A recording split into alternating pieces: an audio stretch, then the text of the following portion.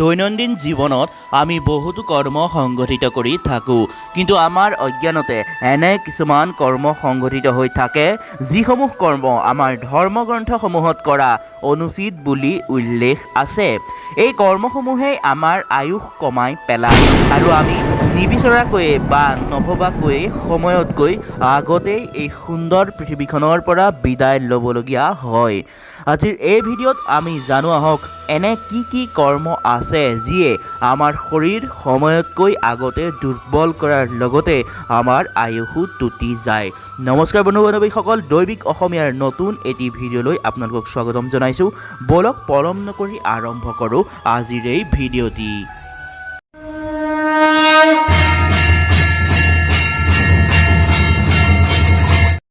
প্ৰথমে খোৱা আহাৰৰ ঋণাত্মক দিশ উলিওৱা বা বেয়া বুলি কোৱা। আমাৰ ধৰ্মশাস্ত্ৰসমূহত খাদ্য বা আহাৰক অন্ন ব্ৰহ্ম বুলি কোৱা হৈছে। বহুতো লোকে তেওঁক খাবলৈ দিয়া প্ৰদান কৰা খাদ্যৰ সোৱাদৰ প্ৰতি সন্তুষ্ট নহয় আৰু কয় নিমখ কম হ'ল, তেল বেছি হ'ল বা খাই ভাল লাগিল আদি। বেদত অন্ন সম্বন্ধে কোৱা হৈছে যে সংসাৰত মাত্ৰ ৩ ৰত্ন আছে আৰু সেয়া হৈছে অন্ন, জল আৰু সুন্দৰ বচন। সেইবাবে বন্ধুসকল, কেতিয়াও আমি অন্নক নিন্দা কৰিব নালাগে।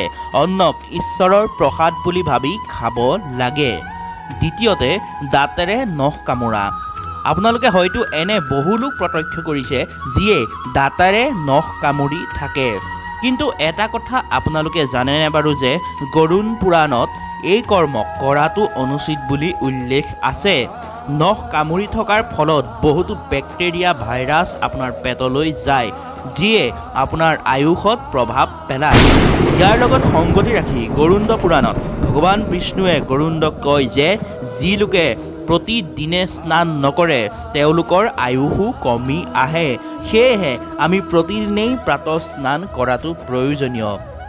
লগতে এইটো কোৱা হৈছে যে কেতিয়াও পাকঘৰত আগদিনাৰ বাঁহী বাতি কাঁহী ৰখাটো অনুচিত।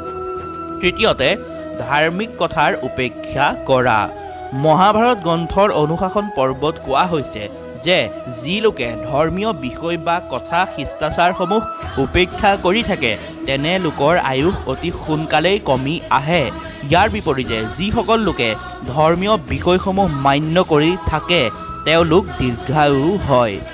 যিসকল লোক প্ৰিয়ভাষী হয় তথা অন্য লোকক কটু কথা নকয়, জ্যেষ্ঠজনক সন্মান কৰে অথবা সহায় সাৰথি আগবঢ়ায়, এনে লোকক 100 বছৰ জীয়াই থাকে। ইয়াৰ বিপৰীতে ধৰ্মপৰায়ণ বা চিধা চাধা অমায়িক লোকক যিসকল লোকে অসন্মান কৰাৰ লগতে অনিষ্টও সাধন কৰে তেনে লোকৰ আয়ুস অতি সোনকালেই কমি আহে। চতুৰ্থতে, পুৱা দেৰিকৈ উঠা। গৰুড় পুৰাণত ভগৱান বিষ্ণুৱে তেওঁৰ বাহন গৰুড়ক এই সম্বন্ধে কয়। সেই অনুসৰি পুৱা সোনকালে শুই উঠাটো অত্যন্ত প্ৰয়োজনীয় বুলি কোৱা হয়। যিসকল লোকে পুৱা সোনকালে শোৱাৰ পৰা উঠে তেওঁলোক সুন্দৰতা, স্বাস্থ্য আৰু আয়ুস বৃদ্ধি ঘটে।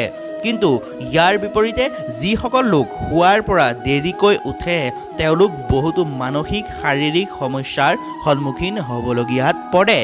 ইয়াৰ বাহিৰেও দেৰিকৈ শুই উঠা লোকৰ ৰোগ প্ৰতিৰোধ ক্ষমতাও হ্ৰাস পায়, লগতে পাচন তন্ত্ৰইও পূৰ্বৰ দৰে কাম কৰা বন্ধ কৰি আহে। পঞ্চমতে, পুৱাৰ সময়ত সম্ভোগ। বন্ধুসকল, পুৱা দেৰিকৈ শুই উঠাৰ লগতে যদি কোনো লোক ৰাতিপুৱা সম্ভোগত লিপ্ত থাকে তেনে ব্যক্তিৰো আয়ুস কমি আহে। এনে ব্যক্তি অতি সোনকালে দুৰ্বল হৈ পৰে। প্ৰাচীন কালৰ ঋষিমুনি তথা সাধু সন্তসকলে পুৱাৰ সময়তো শাৰীৰিক ব্যায়াম প্ৰাণায়ামৰ সময় বুলিহে কৈ গৈছে। ইয়াৰ দ্বাৰা আমাৰ শৰীৰত শক্তিৰ সঞ্চয় ঘটে, গতিকে ৰাতিপুৱা সময়ত সম্ভোগ কৰাটো অনুচিত। ষষ্ঠতে, মুকলিত প্ৰস্ৰাৱ কৰা। সনাতন ধৰ্মগ্ৰন্থসমূহত মুকলি ঠাইত প্ৰস্ৰাৱ কৰাটো বেয়া কাৰ্য বুলিয়ে উল্লেখ কৰি আহিছে। ইয়াৰ বাহিৰেও বৈজ্ঞানিক দিশৰ পৰাও এনে কাৰ্য কৰা অনুচিত, কাৰণ ইয়াৰ দ্বাৰা বাতাবৰণ প্ৰদূষিত হয়। এই কাৰ্যৰ দ্বাৰাও মানুহে নিজৰ আয়ুস কম কৰে। গতিকে বন্ধুসকল, যদি আপুনি দীৰ্ঘায়ু হ'ব বিচাৰে তেন্তে আমি আগত উল্লেখ কৰি অহা উক্ত কাৰ্যসমূহৰ পৰা নিজকে যাতে বচাই ৰাখে। আশা কৰোঁ আজিৰ এই ভিডিঅ'টো চাই আপোনালোকে নিশ্চয় ভাল পালে। যদি ভিডিঅ'টো চাই আপোনালোকে ভাল পালে তেন্তে লাইক কমেণ্ট আৰু শ্বেয়াৰ কৰিবলৈ নাপাহৰিব পৰৱৰ্তী সময়ত এটি নতুন ৰোচক ভিডিঅ' লৈ পুনৰ আপোনালোকক লগ পোৱাৰ আশা আৰু প্ৰতিশ্ৰুতিৰ সৈতে আজিৰ ভিডিঅ'টো ইমানতে সমাপ্ত কৰি চাই থাকিব দৈবিক অসমীয়া ধন্যবাদ।